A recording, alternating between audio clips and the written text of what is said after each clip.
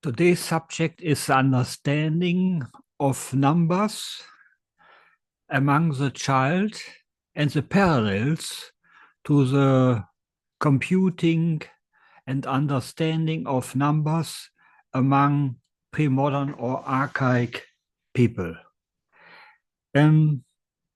Children initially do not calculate or compute or understand numbers at all. A child aged 18 months does not know numbers and does not understand the nature of numbers and cannot add or subtract. Children during the 20th or 25th month or sometimes later understands for the first time the existence of the number 1 and 2. There are months between the learning of the number 1 and the understanding of the existence of the number 2. And when the child learns the number 3, there's also a long time that has to pass until the child goes from the understanding of the number 2 to the understanding of the number 3. And when it has understood the number 3, it has reached a certain summit. Behind this, there is a great gap. There's a great gap between the understanding of the number 3 and higher numbers, 5, 6, 7. There's a long time between these two phases of learning, the understanding of the numbers 1 to 3 and the understanding of numbers 5 to 10. Because it requires certain cognitive abilities to learn the higher numbers. But what is the understanding of the numbers 1, 2, and 3 in the child? Why children stay so long in a phase where they only know these 3 numbers? First of all, we see that the child that uses the words 1 or 2 does not understand these entities as real numbers. With the difference between 1 and 2, the child expresses only a difference in size, a difference concerning amount and mass.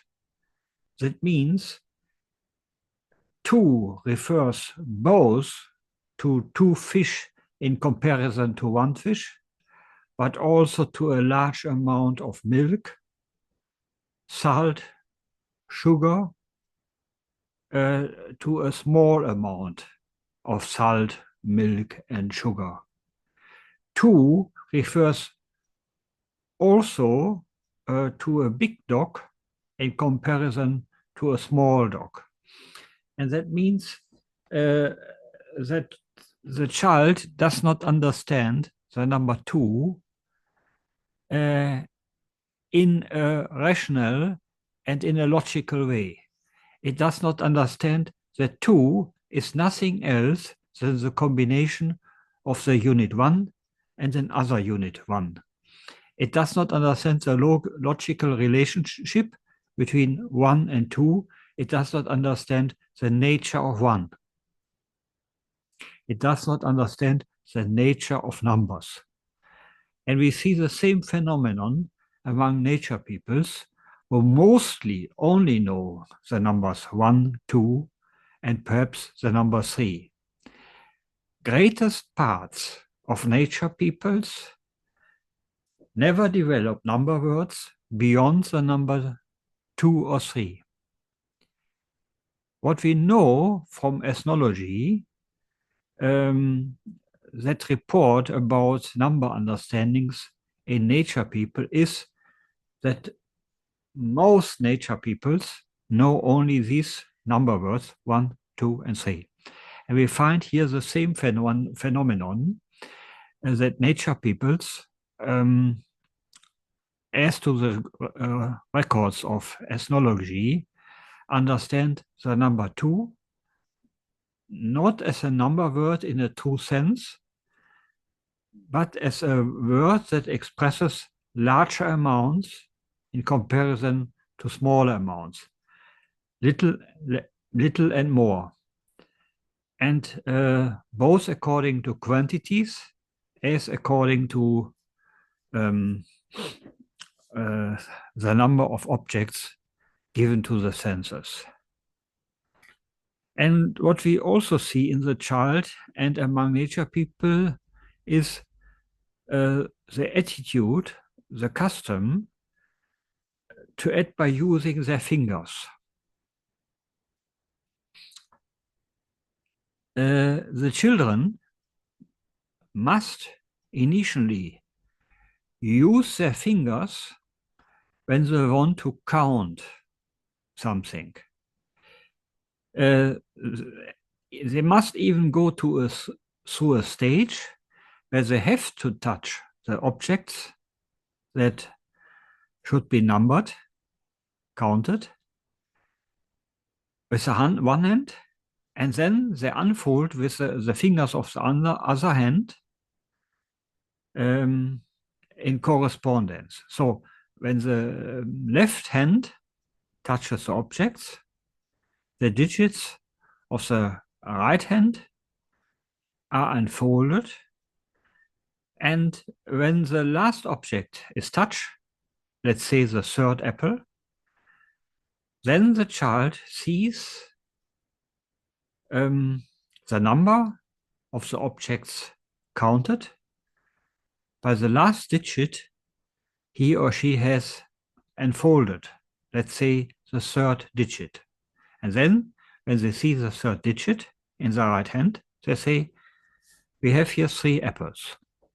So without the assistance of the hands, without the assistance of the digits, children in a certain stage cannot count. And accordingly, children need time to understand that the counting is a mechanism, is a method independent from the objects they count.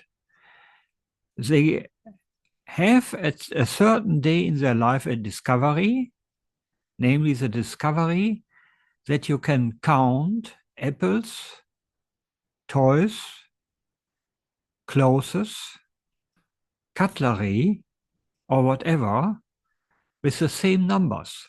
And that there are 3 apples, 3 clothes, 3 glasses, 3 bananas, and that the number 3 is given to the counting of all possible objects we can see in a room or wherever. Children have a certain day where they discover the independence of counting from the objects counted. And we know from nature peoples also that they have different numbers, different number systems according to the objects counted. So they have different number words for apples, for fish, for people, for livestock, for predators or whatever. And so we have number systems in nature peoples that are specific to the objects counted. And this expresses, of course, a lack of understanding of the abstractive nature of numbers. Numbers are encapsulated into the understanding of the objects in these number systems. Back to children. First, children learn to count. And then, later on, they learn to add. 1 plus 2 makes 3. And still later, they learn to subtract. And the learning of multiplications and divisions appears still much later and requires higher developed mental abilities.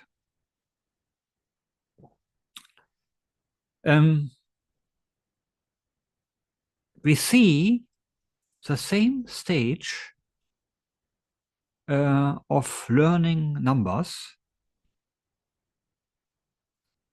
in archaic peoples. As I told before, archaic peoples learn with their hands to count objects.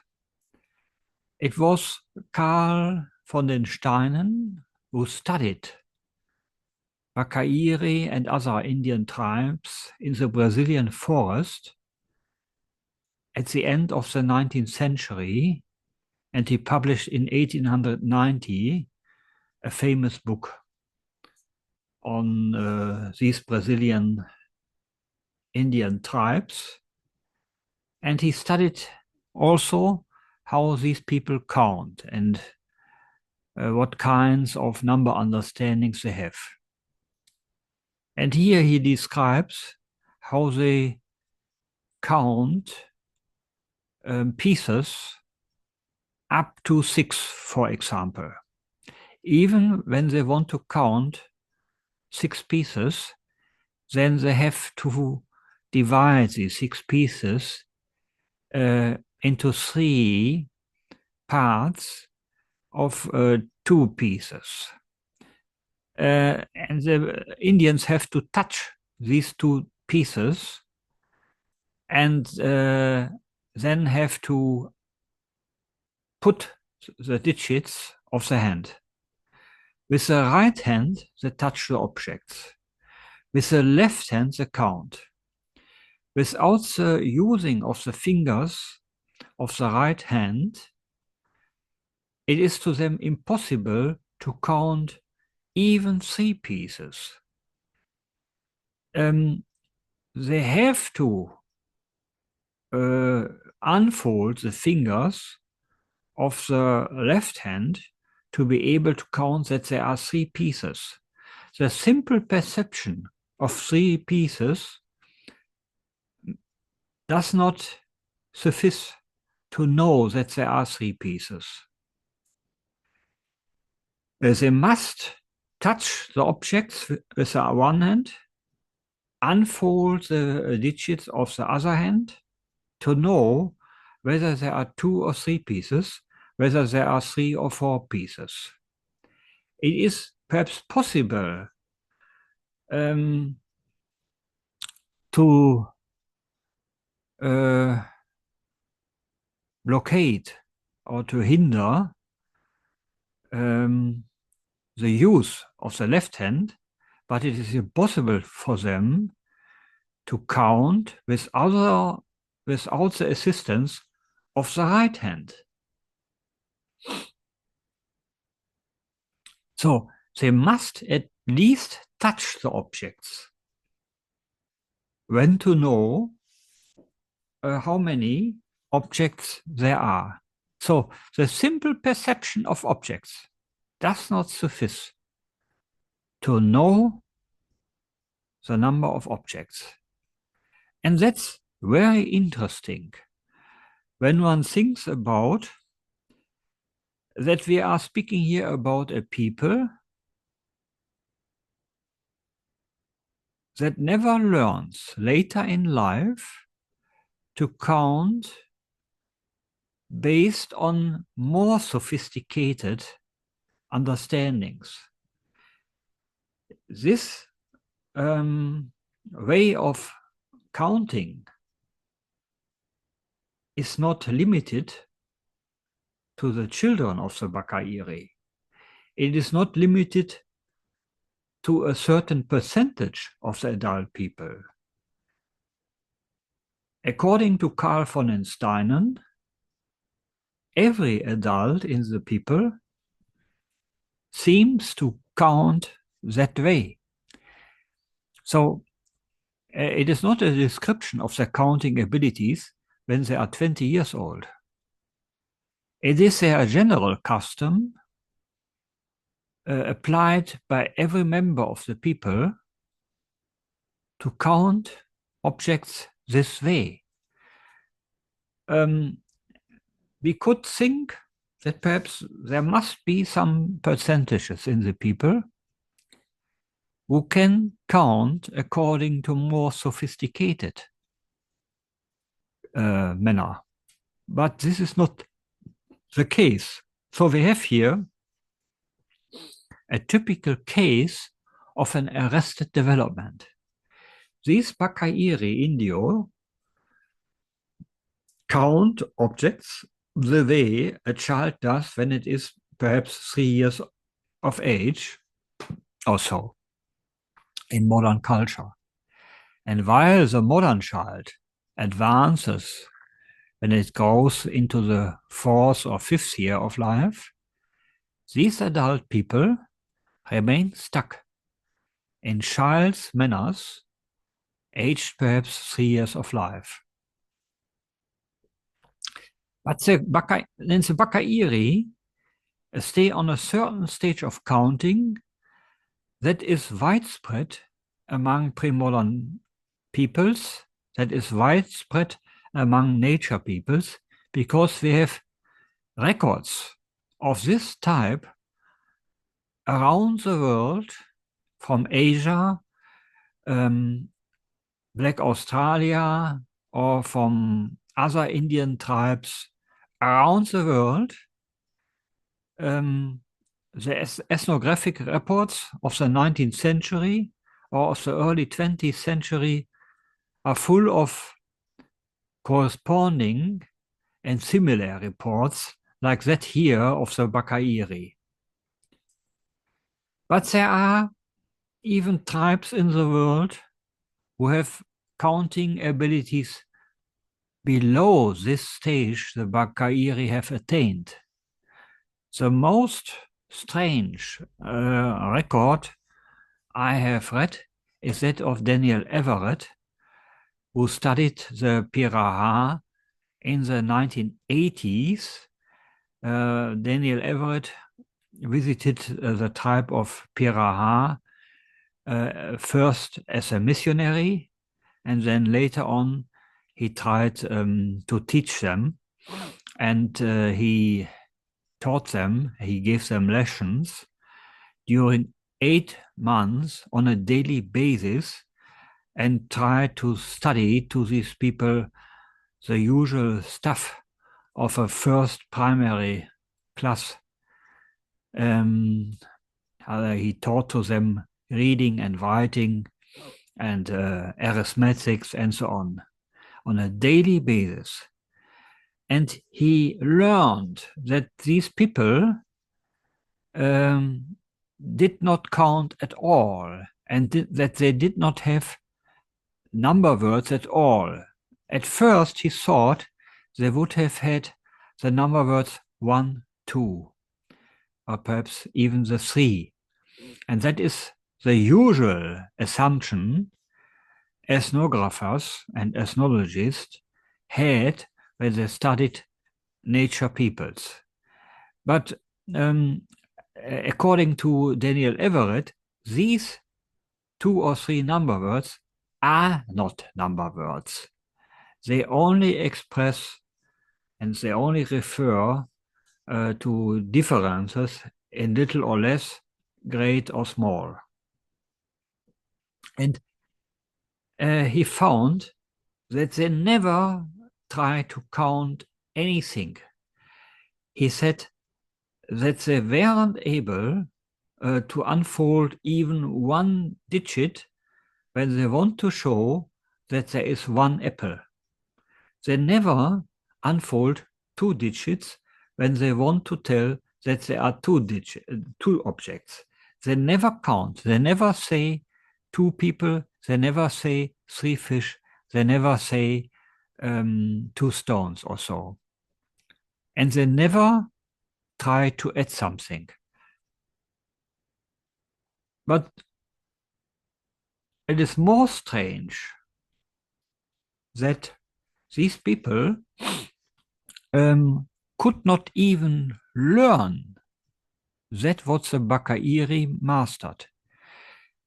He tried to teach them in 8 months of daily schooling to count from 1 to 10 or from 1 to 5. But even in 8 months, there was not one adult Piraha who ever learned to count 1 and 1 makes 2, or to count from 1 to 5. And this is strange, and I have never learned from such a phenomenon before in ethnography. And it is not the usual thing we learn from ethnology or from ethnography from the colonial times, because we all know from nature peoples or from archaic peoples who came under the colonial system and learned at colonial schools that they could learn to deal with numbers.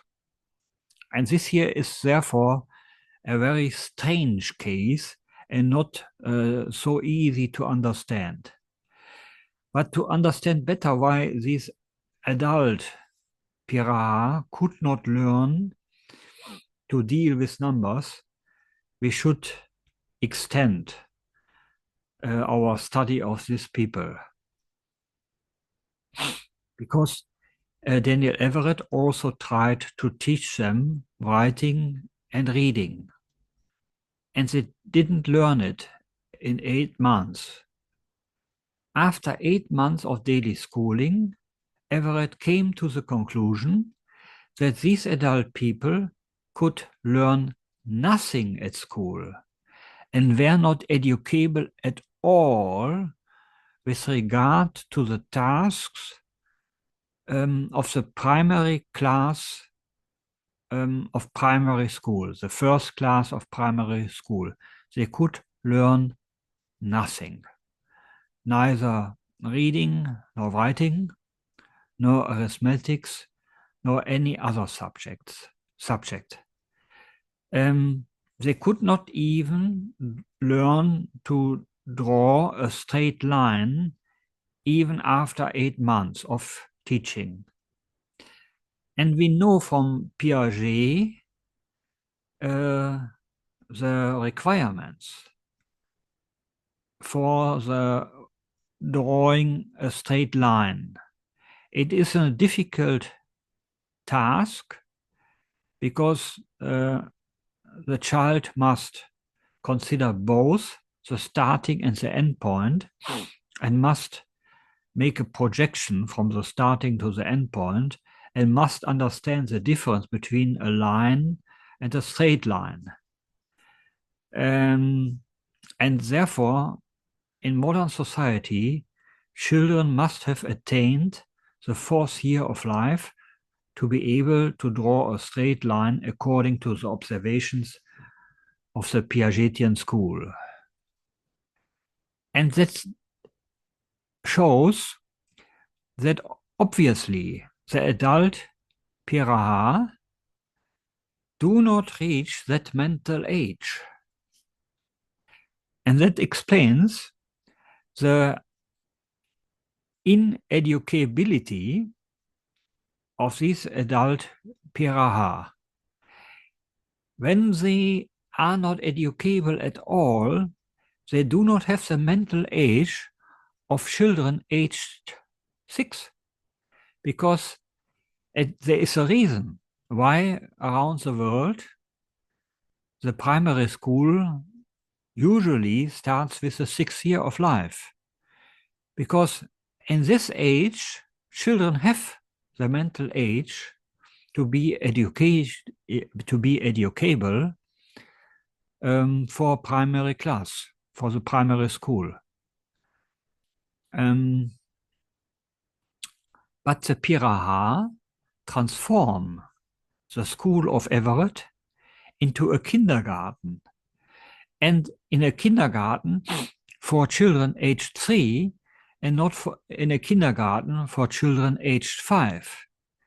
Because in the latter case, the little difference between the mental age and the task could be easily bridgeable by the requirements. But when you stay on a mental age of children aged 3, then the difference between task and mental age is not bridgeable. And therefore it is clear that the adult Piraya transform the Bash school of Everett into a kindergarten. That explains why Everett told us that the reason why the adult Piraya visited the Bash school, and that what they gained from the Bash school was to communicate, to come together, and to eat popcorn. So they wanted to learn arithmetics for commercial reasons.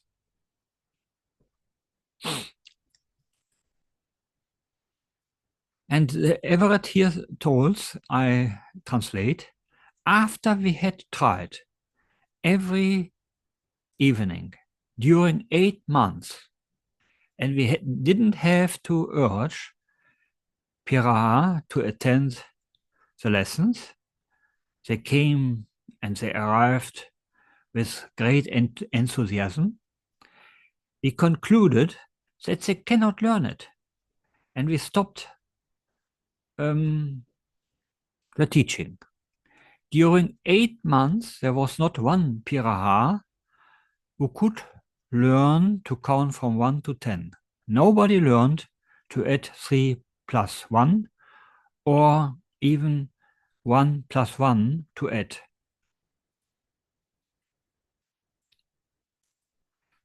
And now the question arises how we can explain this strange phenomenon. The surrounding peoples of the Piraha say, the Piraha, these are not normal people. They are more a kind of subhumans. But Everett did not have this expression. He even said the Piraha are the most intelligent people he has ever known in his lifetime. Of course, this judgment does not express Everett's high intellectual standard. It seems to me strange by itself to judge this way. How can a people be the most intelligent people in the world when it cannot learn to deal with numbers? But that's another subject. But the problem can be solved, to my understanding, only against the background my theory delivers. We must apply the concept arrested development and closed developmental window to be able to explain why these people cannot learn it anymore. And what we see is that their children can learn it. Because after the time of Everett, the Brazilian government built schools there and opened up modern school education in these people. And there the pariah children learn according to a modern curriculum. And now the pariah children can learn numbers and are educable at primary school level at least. So why can the Bakairi adult not learn anymore, whereas their children can learn?